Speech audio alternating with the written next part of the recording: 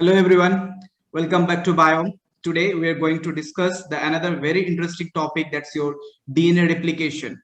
And today we are going to discuss part 2. तो जो part 1 miss कर गए हो तो पिछले वाला वीडियो देख लेना आराम से।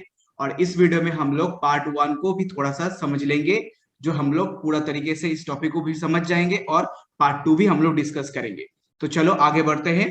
सो पार्ट 1 में हम लोग क्या देखे थे? पार्ट 1 में हम लोग देखे थे क्या, स्पेशली जो डीएनए होता है, डीएनए के अंदर में एक पर्टिकुलर एरिया होता है जिसको हम लोग क्या बोलते हैं, जिसको हम लोग बोलते हैं origin of replication. Origin of replication के अंदर में एक एंजाइम है, तो एंजाइम का नाम क्या है? Helicase enzyme.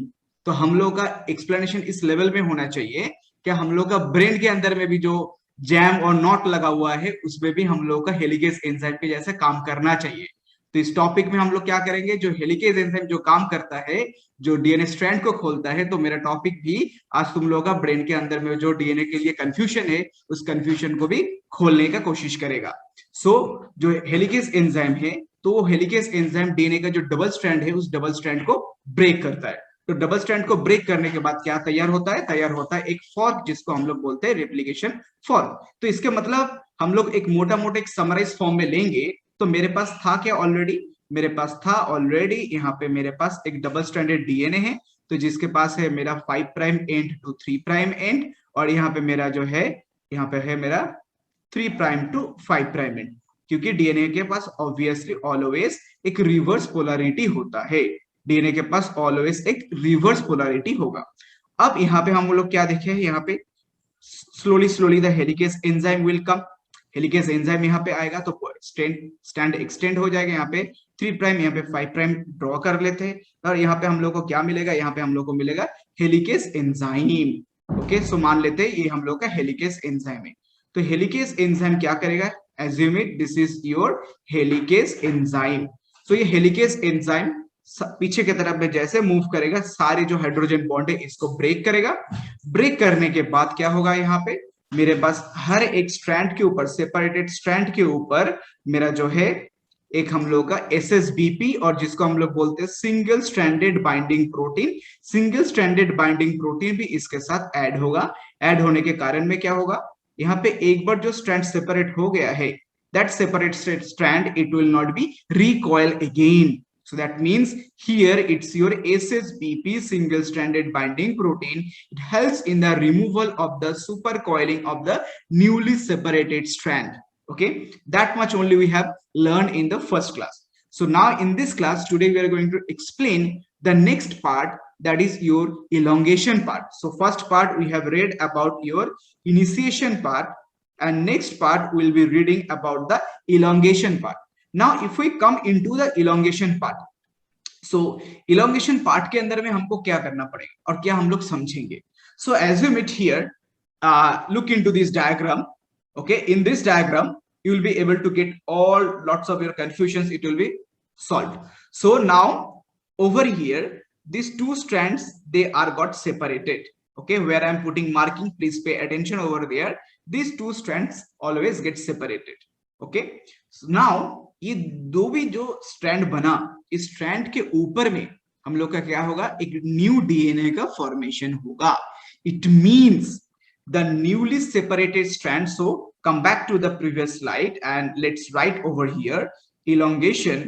So in elongation, what is the main funda in the elongation?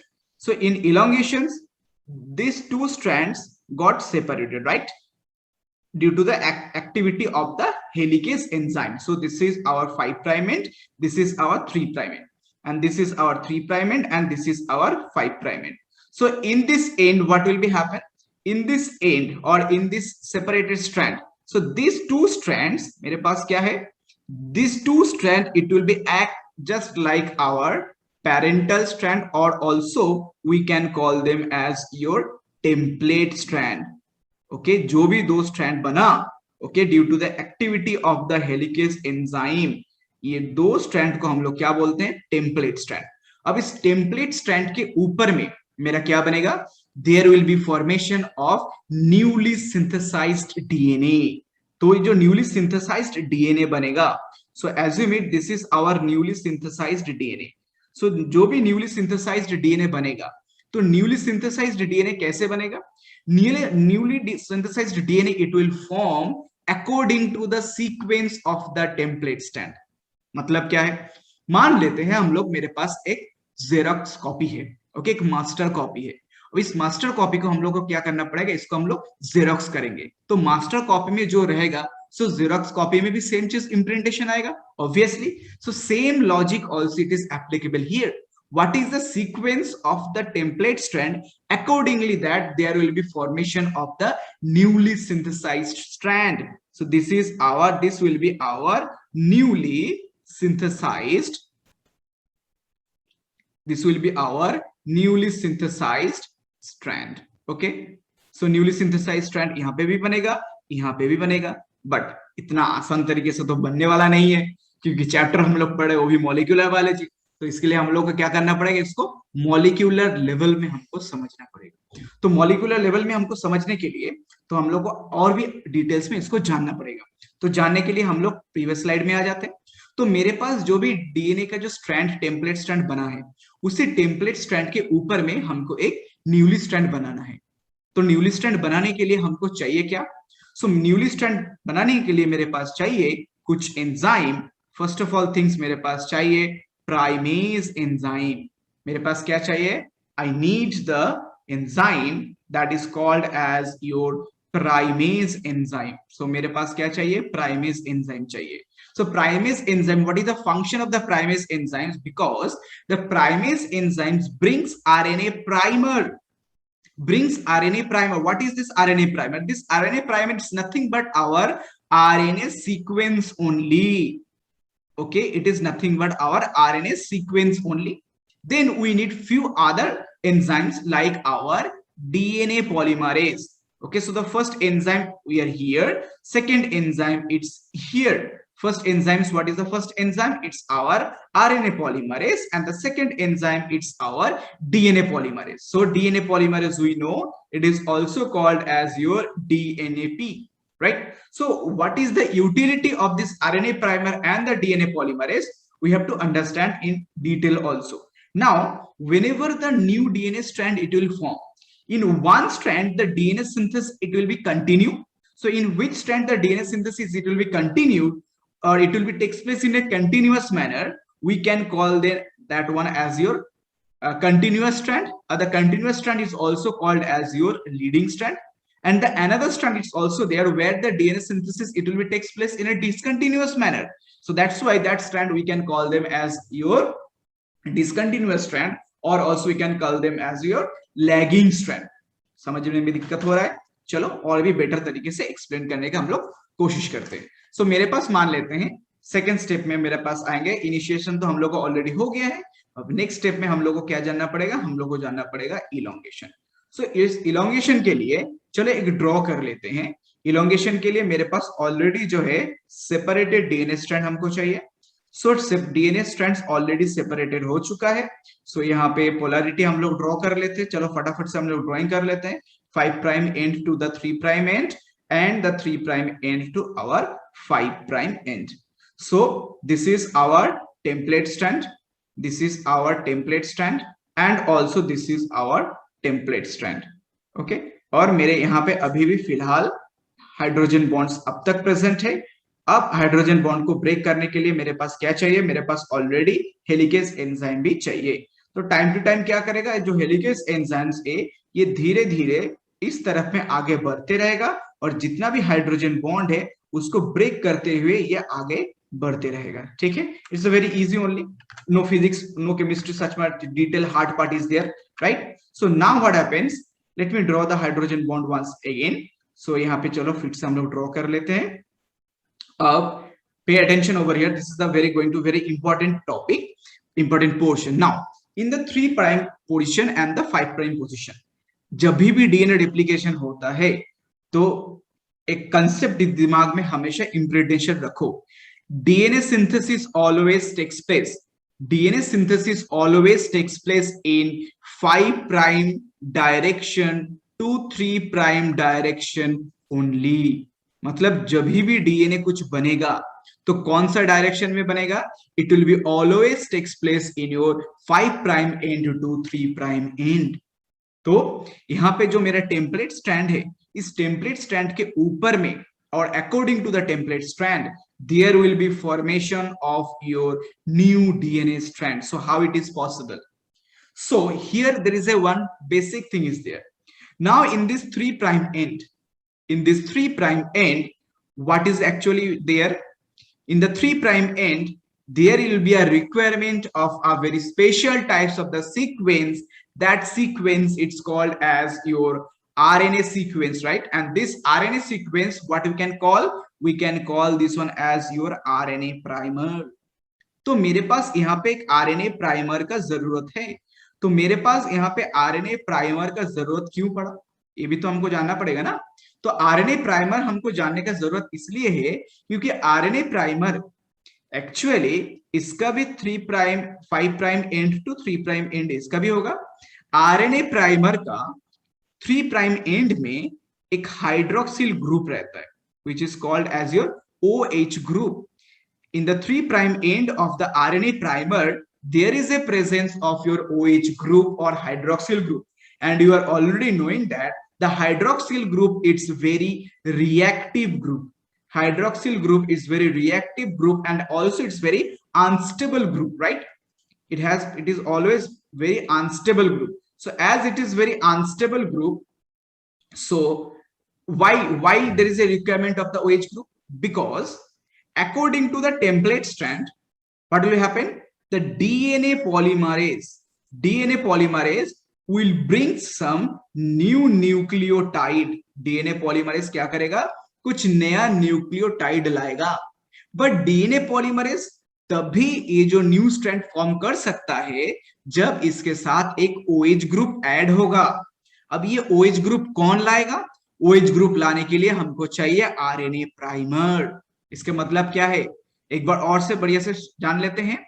मेरे पास जो न्यू डीएनए स्ट्रैंड का फॉर्मेशन होगा उसके लिए मेरे पास चाहिए डीएनए पॉलीमरेज। अब डीएनए पॉलीमरेज क्यों चाहिए? क्योंकि न्यू स्ट्रैंड जो फॉर्मेशन होगा उसके लिए हमको चाहिए न्यूक्लियोटाइड। अब ये nucleotide obviously the DNA polymerase लाएगा, बट डीएनए पॉलीमरेज तभी काम कर सकता है जब OH ग्रुप रहेगा। अब ये जो पूरा इंटर एरिया है, ये इंटर एरिया टोटली ब्लैंक है। अब इस ब्लैंक एरिया में OH ग्रुप कौन लाएगा? That is actually done by our RNA primer. ये आरएनए प्राइमर तो अकेला आके यहाँ पे बैठ नहीं सकते हैं। So what you need? So you need a very special types of enzyme which is called as your primase enzyme. So what you need? You need primase enzyme. So primase enzyme का काम क्या है यहाँ पे? Primase enzymes brings RNA primer. अब RNA primer का जरूरत क्यों है? Because RNA primer carries free OH group at its 3' end. Then what is the utility of the OH group?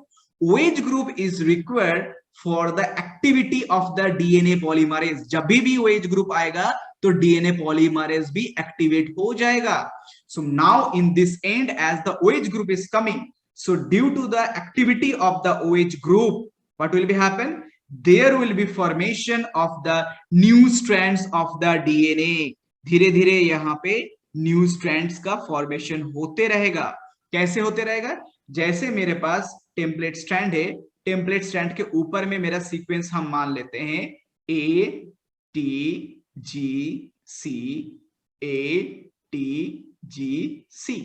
सो ये कंटिन्यूअस ATGC मैनर है।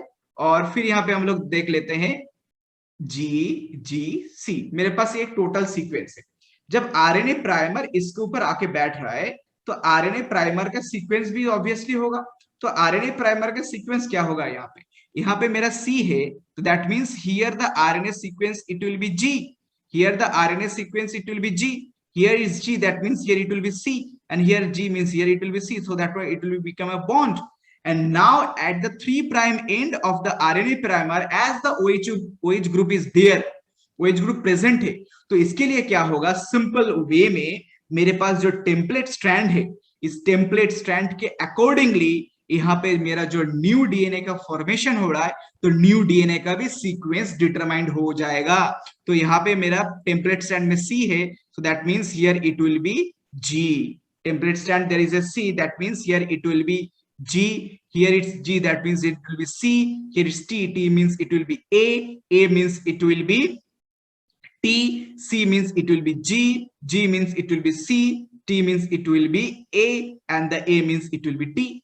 तो ये जो न्यू न्यूक्लियोटाइड यहाँ पे एडिशन हुआ, तो ये न्यू न्यूक्लियोटाइड कौन लाएगा? New nucleotide it will be brought down by the your DNA polymerase. DNA polymerase, ये जितना भी न्यूक्लियोटाइड आया, न्यू न्यूक्लियोटाइड आया, तो ये न्यू न्यूक्लियोटाइड को कौन लाया? That is done by your DNA polymerase. तो जैसे यहाँ पे न्यू न्यूक्लियोटाइड एडिशन हो जाएगा, then what will happen? There will be pairing between the template strand and the newly synthesized strand. So यहाँ पे देखो template strand और newly synthesized strand एक दूसरे से join हो गया. Now what will be happen? Now we can say that entire area, this it will be converted into a new DNA. But यहाँ पे जो new DNA का formation हुआ, कौन सा डायरेक्शन से हुआ? देखो टेम्पलेट स्ट्रैंड का पोलैरिटी देखोगे, यहाँ पे 5 prime end to 3 prime end है ना. तो यहाँ पे जो भी न्यू स्ट्रैंड बना, तो न्यू स्ट्रैंड का भी पोलैरिटी क्या होगा? रिवर्स पोलैरिटी होगा, क्योंकि you are already knowing that the DNA has the reverse polarity. तो यहाँ पे मेरा क्या पोलैरिटी होगा? यहाँ पे मेरा पोलैरिटी होगा 5 प्राइम, यहाँ पे मेरा पोलैरिटी होगा 3 प्राइम. तो यहाँ पे देखो डीएनए, जो न्यू डीएनए बन रहा है, इसका ओरिएंटेशन क्या है? It's moving from the upward to downward. It means it's moving from the 5 prime end towards our 3 prime end. So that's why in the initially I have told you already, the formation of the new DNA, it's always takes place in 5 prime to 3 prime direction only. This is a very crucial rule or very crucial topic. Okay, please pay attention over here and remind these things. New DNA formation always takes place from the 5 prime end to 3 prime end only. अब मेरा यहाँ पे आने के बाद क्या होगा? क्योंकि यहाँ पे अभी भी गायरस एंजाइम है, तो जब यहाँ पे हम देखेंगे जैसे धीरे धीरे यहाँ पे गायरस एंजाइम सारे हाइड्रोजन बॉन्ड्स को ब्रेक करते हुए आगे चलेगा, तो धीरे धीरे क्या होगा?